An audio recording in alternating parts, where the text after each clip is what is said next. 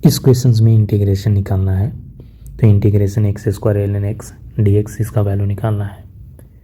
तो इस क्वेश्चन को हम इंटीग्रेशन बाय पार्ट्स से सोल्व कर सकते हैं। Integration bye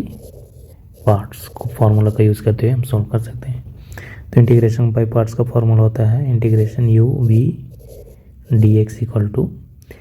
you integration v d x minus integration d u divided by D x integration v d x और पूरा का डी एक्स। तो इसी फॉर्मूला को हम यहाँ पर यूज़ करेंगे इंटीग्रेशन निकालने के लिए।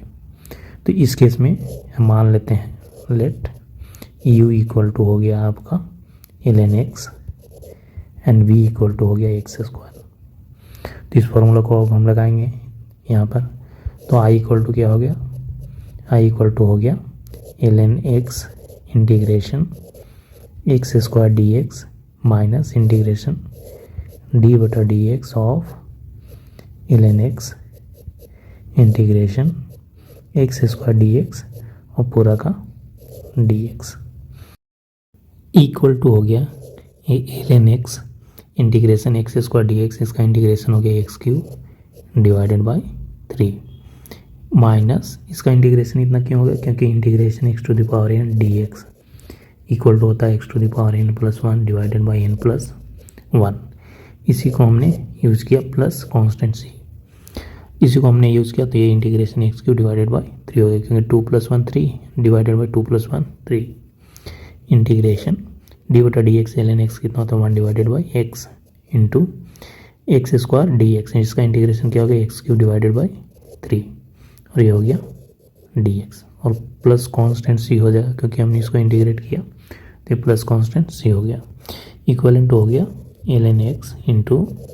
X cube divided by 3 minus ये एक्स से ये एक्स कट जाएगा तो ये कितना हो जाएगा 2, तो 1/3 integration x square D x plus c equivalent to क्या हो गया L N x into x cube divided by 3 minus 1/3 into इसका इंटीग्रेशन हो गया एक्स क्यू डिवाइडेड बाई 3। इसी फॉर्मूला को हमने यूज़ किया ये वाली को plus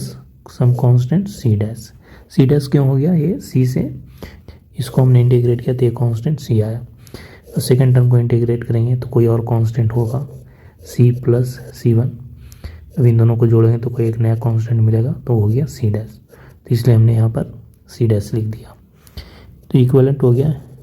x cube divided by 3 l N x minus